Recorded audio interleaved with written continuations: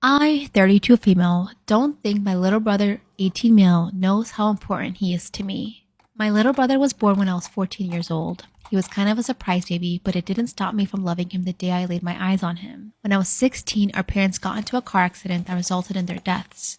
My little brother and I moved in with our grandma. I had a close relationship even though we had a huge age gap. I decided to go to my flagship university so I could commute from home. I had a great social life at college, but nothing was better than coming back home to my little brother. When I was 22, our grandma passed away. I had a job in my own home, so I took my little brother in. I grew even closer to him. It was a pleasure to see him grow into a fine young man. As he got older, we began to develop similar interests. Ever since he was 14, we played video games together every Friday night. He would come to me for advice on anything. We could talk with each other for hours. He was the best thing about coming home from work. However, things changed 2 years ago. I met my now fiancé at the time. When I first introduced him to my little brother, he seemed happy I found someone. However, he started to keep his distance. Whenever I tried to spend time with him, he would find excuses to avoid me. He barely talks to me or shares anything with him. It's been like this for 2 years. Here's the issue. I can't love anyone more than my little brother. I love my fiancé as much as my little brother. They both have each of my heart. My fiancé is okay with this. I get that you're supposed to love your spouse and the kids you have with them more than your own family of origin, but I don't think I can operate like that. Both are equally important in my eyes. I'm honestly fine if my brother doesn't feel that way in return. I don't think my little brother knows how I feel. I want him to know that even after I get married, I would still try to make time and space for him in my life. I would still crave alone time with him. I want him to know that I want to have a dance with him on my wedding. I would also like to dance with him in the future at his wedding if he is ever okay with it. I want to know his partner and his future kids. I want him to be by my side when I leave this world. He's going to college soon and I don't know if I should share how I feel about him.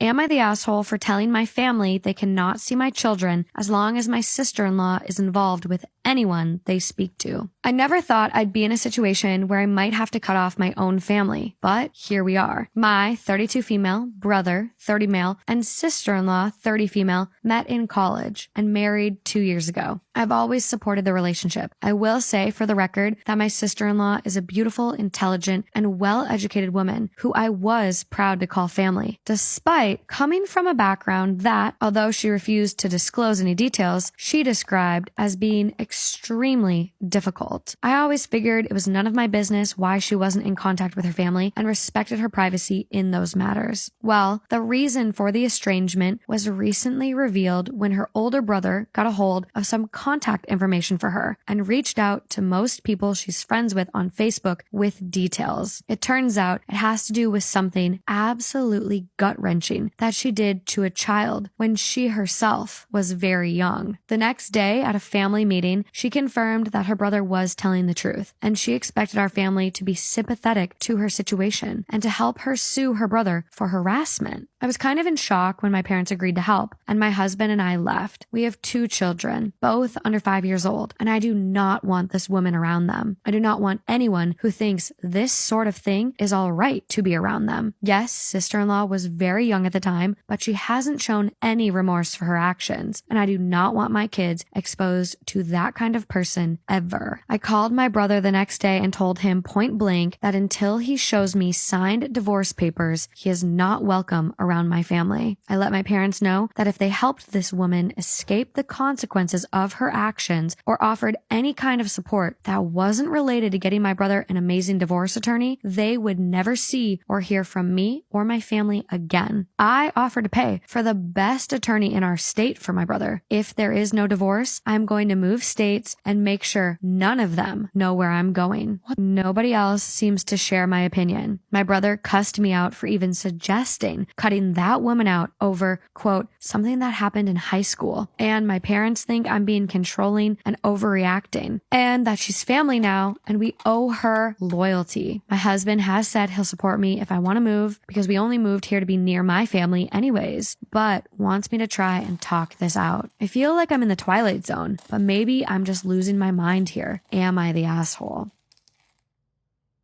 So that's Catherine, and she's married to this man. They met when they were 15 years old, got married when they were 19. She just starts noticing red flags between her mother and her husband and starts just noting them. The way they hug, he starts giving her foot rubs in front of her. He like buys her Valentine's Day gifts and then also buys her mother Valentine's Day gifts. And he's just like, what is going on? So one day her grandmother comes to her and is like, have you noticed anything weird between your mom and your husband? Because I'm just like noticing something. And she's just like, damn, I'm crushed. Like, I'm validated because I know I'm not crazy now, but something's definitely up. Little does she know that she was going to find out that day that something was actually up. At that moment, she wanted to confront them, but she wanted evidence. So that day, she's waiting for her husband to come home from work. He's door dashing because he got laid off. And he said he was going to be home at 9 o'clock, but it's like 9:30 now and he's not home. So she FaceTimes him purposely. And she's like, hey, where are you? And he's like, oh, I'm in another city and I'm still door dashing. I completely, lost track of time. And she's noticing like the buildings in the back and she's like, no, you're not. You're in our city. Like, why are you lying? And he's like, I'm not lying. They start going back and forth. And finally he admits like, okay, fine. I'm not where I said I was. And she's like, what is wrong with you? Like, why are you lying right now? All of a sudden she hears another female's voice and she's like, who is that? And he turns his head as if he's like listening to someone in the passenger seat. And he's like, nobody's here. Why are you acting crazy? Like, nobody's here. Lying to her. Then he just hangs up on her. She literally starts freaking out. She's panicking. She calls him back and he's like, what is wrong with you? Like, why are you acting like this? I have given you no reason to suspect me. I've never cheated on you. She's like, okay, fine. Show me the passenger seat then. Show me nobody's there. And he's like, nobody's here. I'm not going to do that. Like, I don't need to do that. And hangs up on her again. She cries for a few moments. She freaks out and FaceTimes him again. This time she's like, come on. She eggs him on. She's like, show me that's like nobody's there. And he's like, okay, fine. I'll show you. And she's like, it's been do you think I'm dumb? It's been a few minutes. How do I not know that you just didn't tell the girl to get out the car and like stand over there? Like, I know I heard someone's voice. He gaslights her some more. He's like, you're lying, you're tripping, hangs up on her. So she's like, all right, I got to figure this out. So she calls her little sister who lives with her mother and her father and is like, hey, where's mom and dad? And she's like, I don't know. I'm in bed. I don't know what's going on. And she's like, dude, I don't have time for this back and forth. Where's mom? She's like, okay, I don't want to lie to you. Your husband picked up mom and they went door dashing together. Boom. Now she knows. That woman's voice, definitely her mother's voice. Like, what in the world? She immediately breaks down, tells her sister, mom and my husband are having an affair. What am I going to do? This is ridiculous. Her sister's like, no. There must be a misunderstanding. There's no way. They only didn't tell you because you've been wanting to go door dashing with your husband and he's been saying no and he took your mom. She's like, nah, I know they're cheating. So she proceeds to call her mom. 8 times. That woman does not pick up. She finally picks up with a whole ass attitude talking about what, Catherine? She asks her why she's doing this. The mom tries to act stupid. She's like, why are you doing what you're doing? She's like, what? I'm with your husband. I just had a bad day and he called me and asked me if I wanted to go door dashing with him. So I'm here. There's nothing wrong with that. Basically, bold-faced lying to her. You hear the husband in the back talking about put it on speaker. So you hear her muffle, put the phone on speaker. So she out loud talks about them and said, hey, how about you both head back to my house and we have a discussion about this straight up. They come in, they try to hug her. She's like, get away. Straight up ask them, are you two, doing each other? Is that what's going on? Is that what we're doing here? And without even moving a muscle, her husband's like, no. Her mom is like, oh, I would never cross that boundary. Just lying to her. So she immediately kicks her mom out, is like, get out of my house. She goes to bed that day. The next day, she goes to her older sister's house and is like crying to her older sister, filling her in on everything. Is like, I called little sister. She told me mom was with my husband, whatever, fills her in on everything, right? And essentially, the older sister is like, I actually saw some inappropriate behavior on Christmas. Mom was bent over on the counter and your husband had his groin pressed up on her behind, just like touching. Like, that's so wrong. This is the first time she's finding out about this, mind you. After talking to her older sister, she's like, I gotta go talk to dad. So she goes to her dad's. She tells him, hey, I don't know how to tell you this, so I'm just gonna say it. My mom, your wife, and my husband are having an affair. What are we going to do about this? He stone cold looks at her and says, you need to go talk to your husband. Today's the day he's going to tell you the truth. And keeps repeating that until she's just like, why is he acting like this? Why is he being so cryptic? Like, does he know something I don't know? So she leaves and is like, I'm going to go confront my husband, but I need backup. So she calls her older sister, her baby sister, her grandmother, and her father to all pull up. So they do. And they take care of the babies. And she goes upstairs to talk to her husband. He immediately admits everything. Admits to how horrible she is, how he deserves better, how she's like like this like terrible person, just like rips her a new one. And mind you, when he first admitted to the affair, the very next conversation he's trying to have with her is like, here's how we're gonna split custody, here's how I have racked up all this debt, here's how we're gonna do the money, you take this, I take that. Like immediately he already had a plan, and that killed her. And he's like, I'm not leaving this house, this is my house, you need to go. So she packs up the 3 luggages that she has and she leaves. She tells the people downstairs, take my baby somewhere, tell me where you take them, I'm gonna be there. Also, the mother moved in to Catherine's house the same day. The same day that he admitted to the affair, the mother moved in. Mind you, this is not the first time her mother is cheating on her father. She has cheated in the past, and the father found out about a year before the mother slept with her husband. So it's just like adding to the pile. And after, you know, everything happens, the husband ends up dumping her mom. And the mom goes crying back to her husband, and he takes her back. A sister who's living with them ends up becoming an enemy. They kick her out of the house, rip her a new one while doing it. The husband's parents, the mom is like, oh my god, I can't believe this happened. At first she was in denial, said she was gonna pull up and like help her, never pulled up. Ended up being like on the husband's side and being like, you need to forgive him, you need to like let him see the kids. The husband comes from a broken family because the mother cheated, and they were given 50-50 custody, and she dipped out and was like, I'm not raising these kids, I'll see them on their birthdays and Christmas. So he was raised by his father. So when she told the husband's father about what happened, he wept. He said, I understand what it's like to be betrayed, especially by your spouse. And so he stepped up. He was out of town when all this happened. He came through, supported them, and he's been a great grandfather to the baby since then. So I'm really glad that she's found support. Since then, it's been 2 years since all of this happened. She has found a lot of support. She's moved on with her life. She's gotten a divorce. I wish her the best. Her parents are really a very interesting duo. What would you do if your best friend reached out to your child's father and told him that the baby doesn't belong to him, it belongs to her brother? Hi, and welcome to the only drama worth telling y'all about in my life. Me and my best friend fell out about 3 years ago. Okay, a year after that I had my daughter. We fell out because of a birthday dinner. Mine, to be exact. You know how women are with their birthdays, and the bitch was broke. It happened. Now, in the year of no contact with her, I conceived my daughter. Okay? As soon as I have my daughter, she messages me on Facebook and says, congratulations. I didn't say anything because fuck you. 6 months later, she reaches back out and says, who's your daughter's dad? And I'd say it's none of your business. 3 weeks after that, she reaches out again and says, I think it belongs to her brother. And I say, don't you ever text me with no crazy shit like that again. Okay? A year after that, at this moment, I'm still talking to her, my child's dad. A year after that, she reaches out to the dad because I guess my ignoring her wasn't good enough. She reaches out to the dad and says, hey, I think you should do a DNA test on your daughter because I don't think it belongs to you. He blowing me up. Now, at this time, I work 7 on 7 off overnight. He blowing me up. I'm like, what is going on? It's late. You should be asleep. And I finally answer, and he says, check your messages. So I check my messages, and it's screenshots of her messaging him and basically comparing pictures of his young kids, her brothers, to my daughter and saying how much they look alike.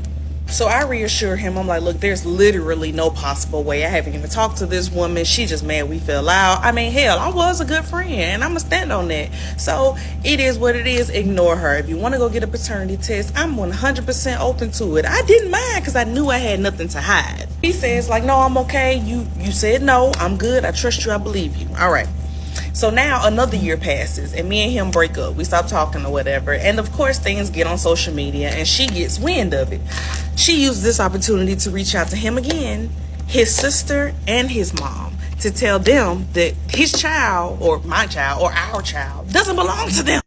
At this point, I'm furious because not only did her dad need a reason to already kind of go ghost, this just gave him more ammunition. So I was like, fuck it. I'm going to send both of y'all in a group message a DNA testing website. And you can use it to your disposal. I'm not spending a dime.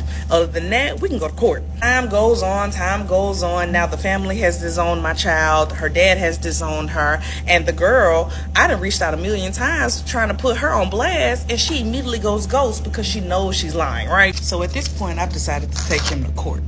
We finally get to court and we get up to the podium and the judge says in order to start distributing funds, we have to establish paternity. So he says, do you want to get a paternity test? Tell me why this man opts out. I turned around so quick and looked at him like, what the fuck? And he gonna say, I always knew. I was just mad we broke up. Yeah. So out of all of this, I'm sure y'all are wondering what on earth would prompt somebody to be so invested in a situation that literally had nothing to do with her. You know why? Because my child is dark skinned, as y'all have seen on my page. But my child's father and I have the same skin tone. And you can tell who's uneducated and who's not, you know what I'm saying? Because black people have amazing genetics, okay? Our pool is so broad, it don't make no sense. So even if I came out with a white baby with red hair, it could have been out. So both her and her brother are dark skinned. So it just only made sense that my child belongs to her brother, right? Don't you guys sleep together for that? And if you haven't already gotten your kicker, here's your kicker, okay? The brother dead. Yep, he gone. And he hasn't even been here to defend himself during all of these accusations. Shit, wow, right? So after almost 3 years, a restraining order later, a warrant for her arrest, talking to her parents, and blogging her on all outlets, she has finally left me alone. So when I get on here and talk shit about folks, look, I done been through some things too, okay? And I know one thing, I'll never go through it again. I learned that first time. I did. And at this big age, I'm very selective on who I call my friend, who I let in my business, and who I sleep with. I do have one major regret from my time in Afghanistan, and if you're patient, you'll find out what it is. But first, some preamble. I get asked all the time, do I regret joining the military? Do I regret deploying to Afghanistan? Do I regret my experiences? Would I change them if I could go back in time? Yada, yada, yada. Do I try to talk other people into or out of joining? And I just think those questions are so weird and missing the point, because to me, it felt inevitable. Like, this story was heading there, and there was nothing an 18-year-old me was going to do, or frankly, a future time-traveling me was going to do to change that. Even now, with the reflection of decades, I still don't quite know why I joined the military. Was it the combination of 5 years of propaganda after 9/11 that convinced me it was the only way to be a hero? Was it the $20,000 that was offered to a kid that had no concept of money? Was it the lies my recruiter was spinning about how I would never deploy and I would use the National Guard as a stepping stone to an officer track? And then there's the weirdly uncomfortable fact that even as a little child, most of the time when I played pretend about war. I was obsessed with war video games. I was obsessed with war literature. To me, it feels like I've been drawn to war since I understood the concept of it. And the mushrooms I took to try to fix all this agree with me in that regard.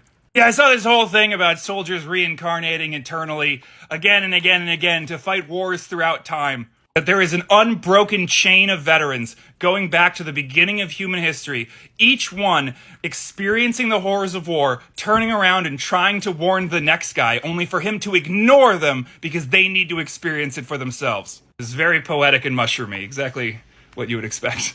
And even if I did have a choice, if the mushrooms are wrong and I just decided I wanted to do this, I wouldn't change that decision now. I'm proud of what I did. You can hate war and be proud of your experiences in the war, because I was and am. I was a medic. I don't see anything wrong with what I did at all. Being a medic embedded with the infantry is one of the greatest prides of my life, and nothing will ever change that. Because I was a non-combatant. According to Geneva Conventions, I wasn't even part of a team. I was just there to do emergency medicine. I was a non-combatant emergency medical provider who was, by orders of said Geneva Convention, to render aid to anyone and everyone who required it of me. I was not only trained by the United States military, but I used my time in between my training and my deployment to get certified as a civilian paramedic. In fact, I was one of the youngest ever in the state of Connecticut to receive their licensure.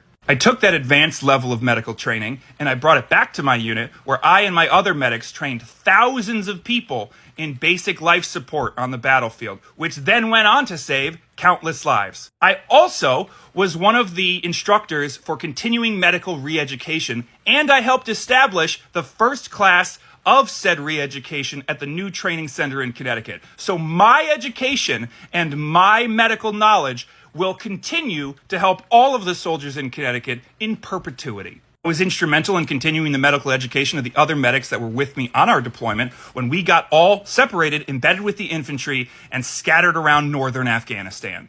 I personally was deployed to a heavy weapons unit where I received a combat medical badge, which is the only award that I care even a little bit about. Because the combat medical badge is a badge that is only awarded to medics embedded with the infantry who perform medicine while under direct enemy engagement. It is one of the most difficult medals in the Army to get, simply because it requires all of those things to be a prerequisite. There are 3 combat badges awarded in the military. There's the combat infantryman badge, there's the combat medical badge, and then there's the one that they invented for the Iraq war called the combat action badge, which they give to everybody that is not infantry or medics who are in combat, because that's happening more and more and more now that we don't fight traditional wars. I didn't just do emergency medicine, I was also my platoon's nurse, doctor, dentist, and psychiatrist, and they got so comfortable talking to me about their problems that even now, 13 years after we deployed, I still regularly field phone calls from people either asking for medical advice or who need to be talked down off a ledge. And quite frankly, I'm very proud of my success rate. I also help the people under my command obtain Purple Hearts because it's very difficult to do that. The military doesn't like to muddy up awards that they give to the officers simply for putting boots on the ground by giving it to people who earned them in combat. So it's instrumental, the paperwork that medics write, in order to get people the awards that they deserve. Ironically, me being the guy that made sure the rest of my platoon got their Purple Heart paperwork in is the same reason that I do not have a Purple Heart, even though I have brain damage from explosions in the war. Because according to the US government, medics can't write their own paperwork, even though I was the only medic around. Yay! I didn't just treat American soldiers, I mostly treated civilians, which is where this story is leading. When I first deployed to Afghanistan with the 1st of the 102nd Infantry, we were deployed to a COP called COP Bulldog, which is a few miles north of Torkham Base, which is at the Torkham Gate, which is a very famous passage through the mountains into Pakistan. Now, this COP, combat outpost, was actually just a handful of buildings inside of a police compound. We took up about a quarter of the base, and the Afghan National Police operated the rest of it, and we all just lived together and worked together. And that base, that compound, had a physician's assistant, an Afghan physician's assistant who treated the locals in the area. And sometimes when he would get overwhelmed with patients, he would come to us and ask for help. Like the one time a rickshaw drove into another rickshaw, and we'd had a 9-person mass cattle on our hands, and I almost did stitches on a woman's face before the PA was like, I think I'll do that. I'm very proud of all the care that I rendered in Afghanistan. It is my core belief that anyone who is involved in combat, regardless of their race or creed or religion or the status of which side that they are on, once they are done firing their weapons or being fired upon, they deserve the chance to have emergency medical care. I don't care which team they're on. I don't care why they're there.